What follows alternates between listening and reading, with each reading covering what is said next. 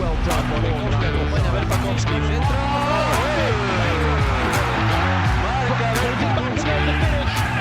And Riga lead.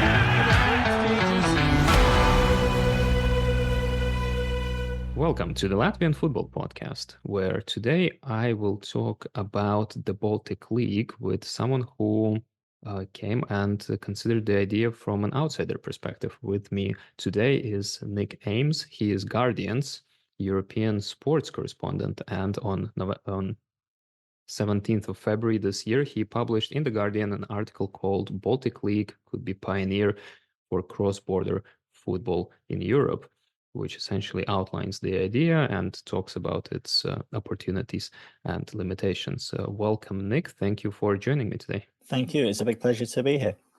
The pleasure is all mine. I had the pleasure of meeting you whilst you were visiting completely accidentally at the game with RFS and Nome Kalju. Yeah.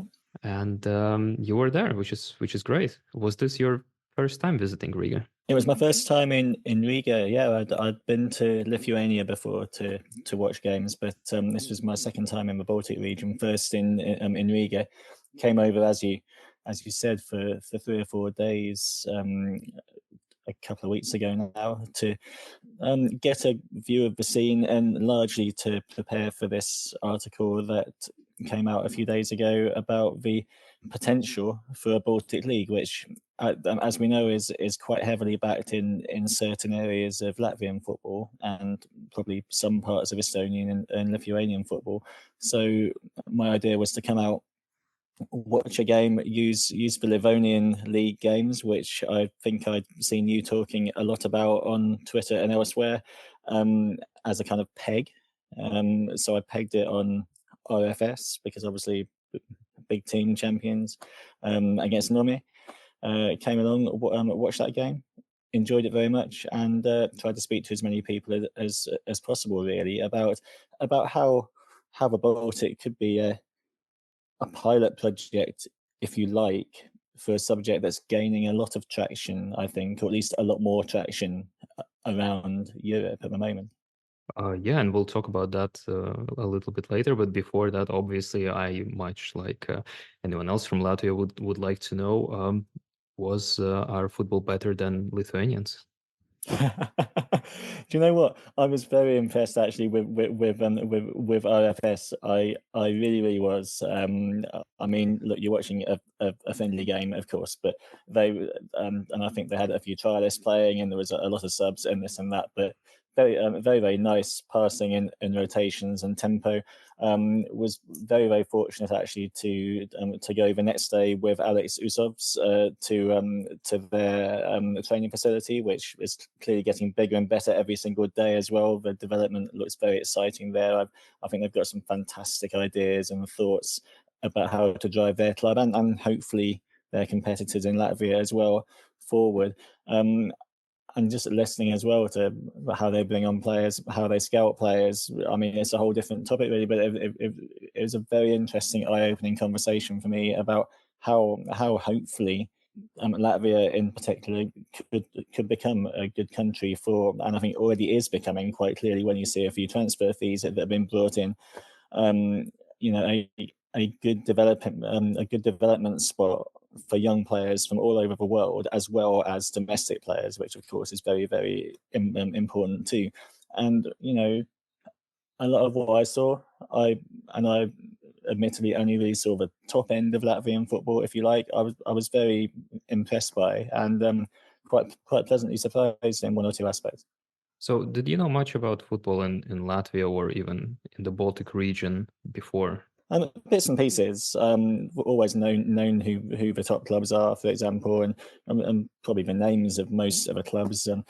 Obviously, remember Latvia's golden era in particular, going around 2004. We've obviously had many Latvian players, or quite a good core of Latvian players in the top 2 tiers of English football before, so could probably reel those off. Often, if I'm watching European qualifiers, whether it's club or international, I'll scroll through a feed or through the TV and stop on a Latvian game or a Latvian team. So I wouldn't say that I came in totally cold. And I've read quite a lot actually recently about Valmiera and the work they've been doing when they became champions a couple of seasons ago. So I wasn't totally cold. I had a sort of passing knowledge, but you can't begin to understand something fully until you go and see for yourself. Even if you're only attending a friendly game in a hall with 40 people present. I think it's so important to be able to look, feel, see, and also speak to as many people as possible. And I came away a lot better informed, and also very keen to come back and learn more. Is there any particular aspect of this tacit experience of coming to witness it personally that maybe is important, or maybe that stands out more than anything else? Yeah, that's a really good question. I think seeing the facilities, which I mentioned at OFS, which they're building at the moment, was really interesting to me. And you can see that in 6 months' time, that's going to be a lot different too. Now, what I would have liked to have had the time to do was visit a few more clubs. I went and spoke to some people at Meta actually, and heard about their absolutely fantastic academy system and very, very young first team, and the pros and cons of the football environment and how it affects them. So, I probably need to get a full picture. I'd need to visit more clubs, but was really impressed by what was happening there. And I think, anything is just abstract really until you visit it. So even being able to see a couple of stadiums from the outside and watch a friendly happening in the hall where RFS and Nome were playing, having read that it would be happening in the previews that you guys did of the Livonian League, for example, it's much better being able to verify this in person and speak to people about it, I think. Good. No, I'm glad. It's good to hear that about your experience of here. When did you first even come across the concept of Baltic League? So I mean, cross-border leagues have obviously been going up and down in conversation for 10 or 20 years now, to sort of various effects. I think I probably had in the back of my mind heard before of the not that successful attempt to do it in the late 2000s. Well, it had some ups and downs, put it that way, didn't it? But the first time it was concretely that I seriously spoke to somebody about it at length, about the current proposal, was when I met Maxims, the president of the Virsliga. First spoke to him in about June or July last year. I was trying to speak to as many people as possible from around Europe, because for background, actually, I've worked at The Guardian for 10 years, but I began this job as European sports correspondent last summer. And my big thing really was and is to sort of find out what matters to people, sport-wise and particularly football-wise, all over Europe, not just the big countries, but everywhere. What's important, what could be better, what could be worse, what keeps you awake at night almost. And one of many people who I spoke to was Maxims, who was fantastic. We had a wonderful chat about Latvian football and much more besides. I mean, as you guys know, he's very, very switched on and well respected on the continent too. And he started to outline this plan to me, and I was very, very interested, because I'd heard many such plans before, and I've travelled a lot around the Balkan regions, for example, and people sometimes talk about this, but the politics are difficult and lots of different issues there. But I think Maxims was probably the first person who I spoke to, who I'd spoken to on this topic, who sketched out a plan where I instinctively thought, and this is just me, I'm no authority, but where I thought, no, actually, this makes really good sense. It just seems very clean and a great way to do it, and a great way to hopefully raise the level and the competitiveness of football, both in Latvia and in the two adjacent countries. So that was the first time that this really crossed my radar in a big way. And I spoke to Maxims a couple more times about it. And then, to be honest, the time I decided to come over and pursue it more fully was actually when I saw that the Livonian League was starting, which I'm pretty sure I saw via your Twitter feed or a retweet of it or something like that. And that really caught my attention. I thought, well, this is the perfect hook to go deeper. So I have to thank you guys. You've contributed greatly, whether you know it or not. And I thought, okay, this is a good hook to come out and try and explain to people as well how such a thing might work, because it's, our readers in the UK, which is only a percentage of the people we're targeting. We want readers all over Europe to think about these topics, but our readers here, for example, they don't have the foggiest idea, a lot of them, about how this might benefit the football ecosystem, in which we watch the Premier League every week, and it's multi-billions, and don't really have to worry about what else is going on. So I was really pleased to get into the topic that way. Livonian Winter League was a bit of an eye-opener for me as well, unexpectedly so, because we covered Baltic League here and there during the podcast during the last season. And what we usually would land on is that, well, I mean, maybe, but there's so many kind of unanswered questions and so many things that seem difficult or artificial in implementing it that maybe better not. And then that was kind of my outlook. And then once Livonian League got announced, I just got so excited that I made a complete 180 and became very much an advocate in a sense for the Baltic League. I enjoyed tremendously learning about Estonian teams. I enjoyed talking to Estonian fans. I think it's just great because we are closely interrelated culturally and historically, not so much linguistically, other than with Lithuanians. And yet there's so many things that we genuinely don't know about one another. And I think football is certainly up there for many people. So I think it's a wonderful opportunity, not just to elevate the level of football in our countries, but also to integrate at least certain aspects of society closer by means of sport, which is also what sport is so good at doing, at bringing people together. Yeah, precisely. There's the socio-cultural aspect of it is huge. Even the possibility. I mean, I think I'm right in saying that your rail links are improving in the region as well quite significantly at the moment. So even the fact that it might encourage people to sort of travel to an away game, across the border, have that sort of cultural and also economic as well, cross-pollination. There are many good factors to this, aren't there? But I think the proximity of the countries, and also, which we might get into, the structure of the football systems as well, just made it feel very, very clean and very exciting to me. But this isn't the only idea for a cross-border league in Europe, isn't it? No, yeah, there've been others that haven't got off the ground. I think a couple of years ago, I think the Belgian and Dutch countries, I think 9 or 10 of the clubs actually went to Alexander Chetherin's office in Switzerland to talk to him about, seriously, can we do this? And I think the long story short was that the Dutch clubs weren't ultimately in favour, which kiboshed that idea. There's been talk for a long time about an All-Ireland League, for example. That's never quite come off yet, but I know people around here still do talk about it. Scandinavia obviously had a bit like you guys did. They had like their own league out of season. I think that it wasn't connected to European competitions. The Royal League, I think it was, in the 2000s.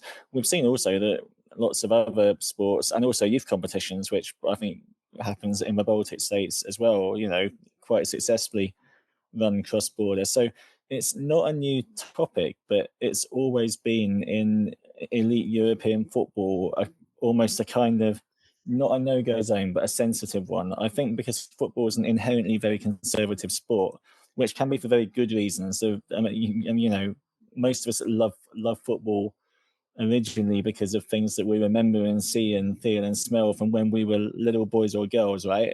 So you cling onto all of those structures and all of those sort of sensual things, really. So I totally get that, and I feel that myself.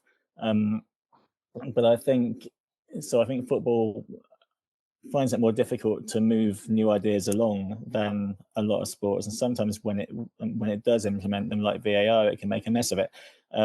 But I think I think we're at the point now where the stratification in football is so damaging and isolating to smaller countries. And we have such an opportunity now. I think the BCJ Super League ruling in December, while it was quite inconclusive, everyone claimed victory. I think what it does probably do is give a bit more power to clubs if they cohere in a united way to lobby UEFA and put new ideas in front of UEFA. I think we're at a point in European football history where something has to be done, and maybe something can be done to change things. I'm aware that's quite a rambling answer to your question, but yeah, it's a topic. In other words, it's been around for quite a while, but I think we're hitting that point now. And I was actually lucky to interview Mr. Cheffer in Switzerland about a month ago. And I got the feeling from talking to him that he definitely wasn't against the idea of cross-border leagues. I think his issue was what a lot of people's issue is: can you guarantee the European spots for each country? Can you guarantee that the domestic league does not get crushed? But he was telling me there and then, that a couple of weeks before he'd had a Central European club in his office lobbying him about it. I think the conversations from different chats I've had with people go on all over Europe outside the sort of biggest 5 or 6 countries. So I think it's a topic that is on the table now more than ever and closer to fruition than ever. But what is it about the Baltic League as proposed in its current form that makes sense to you, as opposed to previous attempts? Yeah, I think it's several things. The countries have obviously got quite similar populations, not identical, I know, but similar-ish. The markets are, I think Estonia is a bit smaller, but the markets are reasonably relatable in size. And also the current league structures, I think I'm right in saying that you've got 10 teams in each of your top flights. It's very, very easy, as the plan that Maxims and other people have put together shows, to combine them, take the top 4 teams from each league and funnel them for the second half of the season into a cross-border Baltic League. It's very mathematically clean. You've not got one country with 12 teams, another with 14, another with 10, and you're worrying about the proportionality of it. And clean way of doing it. I also think, I was talking to somebody at a club in Riga, and they basically said, I'll put this in my piece, we need to try something different, otherwise we're just going to be isolated. And it seems to me that maybe more than a lot of places in Europe, and maybe this is partly because you compete heavily with other sports as well. Like in the UK, we have no presence with basketball and hockey, for example, whereas you guys are outstanding at it. But it's almost one of the less talked about corners of club football. I don't think it's offensive to say that. I think it's probably true. And I think if you were to put them all together, you've got some good clubs, some historically successful clubs like Flora and Žalgiris, some new emerging powers in Latvia like RFS, who, as I say, I think are doing fantastic things, really big things. You put them together, suddenly you've got a new idea, something fresh, something economically, hopefully more viable, that is leading the way and capturing the attention of people in Europe, because people won't be able to help but look at it. It'll be something that's never happened before, and I think it will attract a lot of eyeballs, a lot of money, and I think it will be sustainable. Also, you're quite politically stable there. The countries get on quite well, as far as I know. Beyond sort of banter about who's better, everything seems fairly stable. And I think it'd be a good place to at least try this out for a few years. Yeah, and I think it's worth noting that when we talk about Baltic League, especially for those listening who haven't read your article or are not super familiar, it's not a conversation about taking the 3 leagues of 10 and just putting them together and calling it a day, as it were. It's actually that the domestic leagues kick off and carry on for 18 rounds, which is half the season here, as they are, and then 4 top teams from each domestic competition splinter off to the Baltic League, where they carry on until end of season, around 36. and then the bottom teams, they just continue playing out, and then at the end of it, the bottom of the bottom, as it is currently, plays a relegation playoff, and then the top of the bottom, so position number 5, traditionally plays a European spot playoff against the lowest of the national teams in the Baltic leagues, so position 4, as it were. So it's not that we just put a huge league together and then there's teams that no one's ever heard of playing in places that no one wants to go to. That's not the case at all. Something that I find a little bit, and we talked on the podcast, a little bit maybe underwhelming in the situation where you have a league like that, but you still retain the national European competition spots, is that what's the fun in having, for example, if say we have 4 teams from Estonia finishing last, right? But then the first of those last still gets to go on and play Champions League qualifiers in the following season. And then the question is, well, is there really anything much at stake in the Baltic League as such, other than this idealistic idea that, well, if you play stronger teams, you get to improve more, which is all well and good, but at the end of the day, you're not really risking anything as you would in a domestic league if halfway through the season your team just collapses and then you fall out of the top 4. I think it's a very, very good question. I think the only real way around it is bigger incentivization for coming higher up in the table. So you might be 3rd in the table and you might be a Latvian club and you might not have got into the Champions League like the Estonian club below you, which is what I think you're saying. But the financial incentive, at least through sponsorship or commercial deals, is bigger. And again, I there are other people who know the plan far more intimately than me, but I think I'm right in saying that the winner of the league, of the Baltic League, whichever country they come from, would get quite a big financial boost. And I would have thought that a well thought out plan would scale that down to everyone so that everyone gets a kind of escalating amount of prize money. That would make sense to me anyway. As a bit of extra incentivization, maybe there are other things that could be done. I guess it is a time to think creatively, but hopefully a bit of extra financial boost would help that problem. I don't know what you think. I agree, but that's not been disclosed publicly anywhere. So is this something that someone told you, that there is going to be a prize pot involved? I think there would be for the team at the top would get a financial incentivization, but definitely. And in my opinion, it would be very sensible to scale that down as you do in a lot of domestic leagues. Again, I guess the weight of that and the amount of that would depend on what kind of sponsorship and TV deals and commercial money and all this kind of thing that should be able to be brought in, hopefully is brought in. Yeah, because at the moment the discourse kind of sidesteps this aspect, and it almost seems like the benefit financially whittles down to, well, you're going to have a larger market for sponsorship and we might get more money from TV deals, but in essence you will be better off if you will be more entrepreneurial in this expanded market.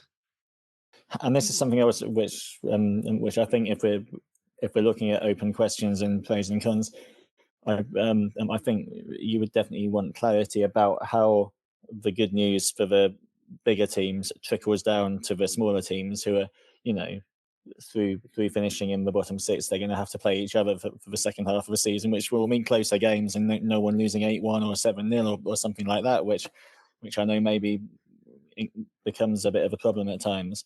But I think there definitely needs to be a very well-structured trickling down and reward for the teams who are not necessarily every year sure of competing at the elite level in the Baltic League. And I think that would be really important.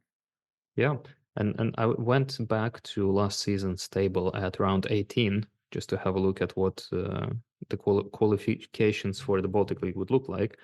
And interestingly, the top 4 at the time wasn't the top 4 that finished at the end of the league, although the top 5 was. So there is still the chance for this qualification playoff thing at the end for the last European spot and such. So it doesn't seem like there is a situation where teams would suddenly get to midway of the season and then relax because they're now part of the Baltic League and they don't really risk anything because it's not that much change in between who gets into that top part versus who doesn't.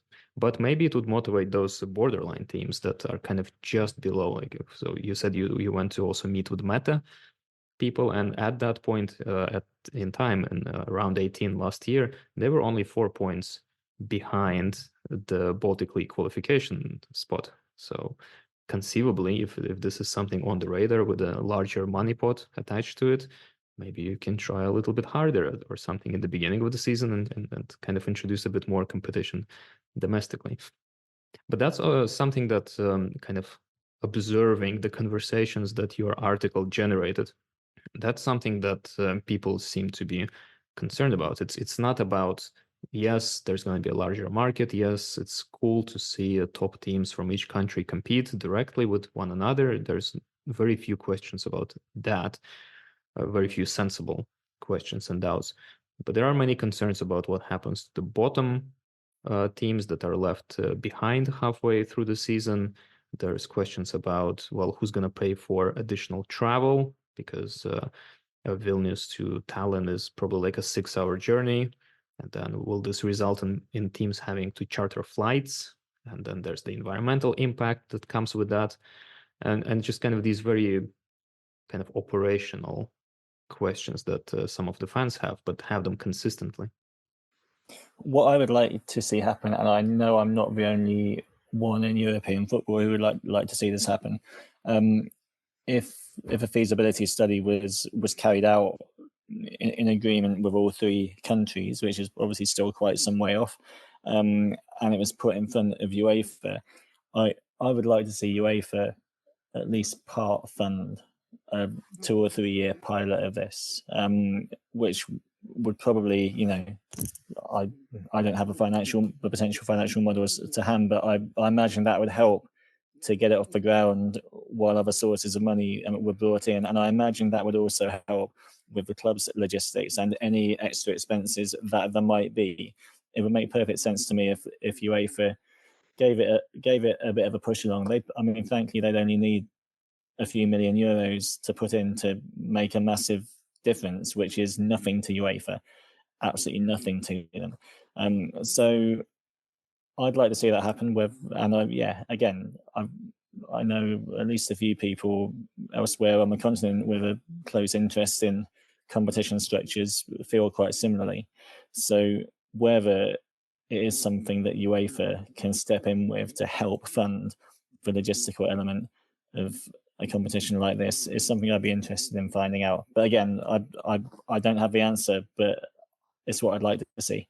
I think that makes sense, because if the argument is that, well, you'll generate more income via this expanded market and commercial deals that come with it, well, that's not going to happen on day one. So this pilot of a couple of years that would show potential investors, potential financial partners that there is a market worth having and worth entering, then that would probably be very, very helpful for this project or any project like that going forward. Because at the end of the day, football is not where you make money by and large, and sustainability is a major question and issue around Europe and the world, not just in kind of the peripheral end where we find ourselves. But you have been looking at football for some time, and you said that once you became the European sports correspondent, you spoke to many people about to find out what are the conversations. Do you maybe have a league in mind that on this question of economic sustainability stands above the rest? In terms of how it is currently run? In terms of whether it's dependent or independent of external cash injections. I think the Polish league is going in a very good direction with some of the stuff they're doing with their internal TV rights and deals is very good there, and a lot of the clubs are funded in a very good way and starting to make a lot more money. And I've travelled around Poland a bit, not exclusively to cover this topic, but talked to a few people. And I think that is definitely a league that, in a big country where a lot of things in football are recalibrating, has an opportunity to build in a very good, sustainable way. And I think also the Scandinavian countries, the governance models are always very good. I can't speak too much to their financial results, but I think Sweden, especially at the moment, at least we can say the clubs are very democratically run.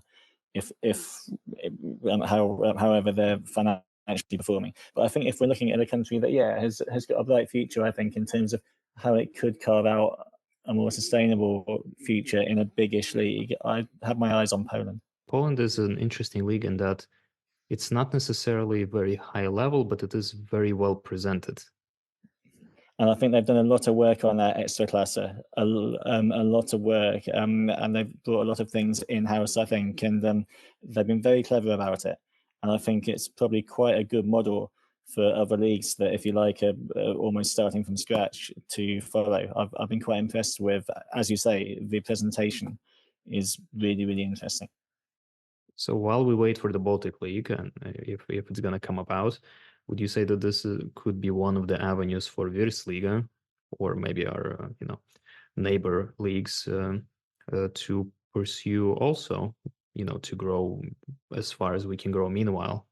In terms of how the games are presented and screened and the look and feel of them, I think that's always a bonus. And as a league gets bigger and attracts better players, and has a bigger quality of top teams as well, people are always going to be more interested in watching it. So I think the presentation quality, camera angles, that kind of thing, they're always useful. I know it's also quite expensive to pull off a very, very big slick presentation, and I know that Virsliga have done a fantastic job in kind of modernizing and freshening up the look of the league. It's very exciting, a lot of the things that are going on there, and I think will continue to go on. But I think definitely looks are important in consumer society, aren't they? And I think one way that the English Premier League, for example, has really thrived is that it looks the part. You turn on a Premier League game. I mean, I turn one on and I want to watch that, and I turn on a La Liga game, and all too often the camera's too far back, the audio's not great, and I'm a bit switched off from it, and because the product is not immediate. So I think packaging, presentation like that is important, and I think a well-presented Baltic League that, again, was modern and fresh and took all these issues on board could be really, really big, and I think it could be a really good new project for everyone to get behind. Is there anything else that we in your mind could do to improve the level of Virsliga other than the presentation? Because you're obviously, you came in looking at it from a position of limited knowledge, and so you spoke to people, but other than that, how did you even learn about the league as such? There's not that much information in English, for instance, that I'm aware of. Yeah, just a bit of intensive googling always brings up some of the right articles and the right answers. I think definitely, if there's a receptiveness throughout the league and the country to sort of follow best practices and innovations and ways of doing things, whether it's scouting, developing players, putting on a show, developing a match, developing a fan base, if there's the appetite to do that from top to bottom, and I know it's not always financially easy, then that is really important. I also think thinking outside the box is a great opportunity for countries like the Baltic countries in general. I think there's a lot of very bright people with very good ideas, and once again, I know they're probably your wealthiest club just about, but I was very impressed with how diverse and interesting IFS's scouting was, and how they're looking to hopefully turn that into a very reliable player trading model that can then sustain the club and hopefully trickle further down. So I think I saw a lot of things, again, mainly at the top end, that I hope could be implemented even to a smaller scale as you go further down in the league. But, these things can't happen overnight. And certainly, I think some new outlooks are needed. All right, Nick, I think that's all I wanted to pick your brain about the Baltic League. Is there a chance we'll see you in summer once the football drought begins in England? I really hope so. I've been invited back for a Riga derby. I think there might be one in April or May, I think I was told. And I've been told that the crowds are really good for that these days as well, which again is testament to how your league, I think, has been growing, especially given that you got some very, very newish clubs in there. I think that is a big testament to what the captive audience is and can be and grow into. So I'm hoping to come back, whether it's this time or further down the line, to a Riga derby. Absolutely, watch a bit of outdoor football with a slightly bigger crowd, and it should be really exciting. And yeah, very much looking forward to making this an ongoing story that I follow. I think it's really important in journalism generally, as much as you can, because there are things going on everywhere, not to just come in somewhere, come for a couple of days and never go back again. I'm hoping that down the line I'm back in future, and that we can follow this, the continued thread of how football is developing in Latvia, Lithuania and Estonia, whether that's with a Baltic League or whether it's with an alternative. Yeah, I hope so too. And just FYI, anyone curious about the big Riga derby, the main one, because obviously with 4 rounds, we have 4 of them. The main one that is at the Skonto Stadium, the one that attracts the biggest crowds for a domestic sports competition, will be on 25th of August at 8 p.m. So book your flights. It's super affordable. And let's break another attendance record. And hopefully, see you there also. All right, Nick, thank you so much for taking the time. It's a pleasure. Thanks for writing the article. It's always amazing when we get highlighted in such ways, and maybe even get a chance to lead the way in terms of cross league development in Europe. I'm certainly looking forward to it. Thank you so much. I really enjoyed coming on. It's been a pleasure.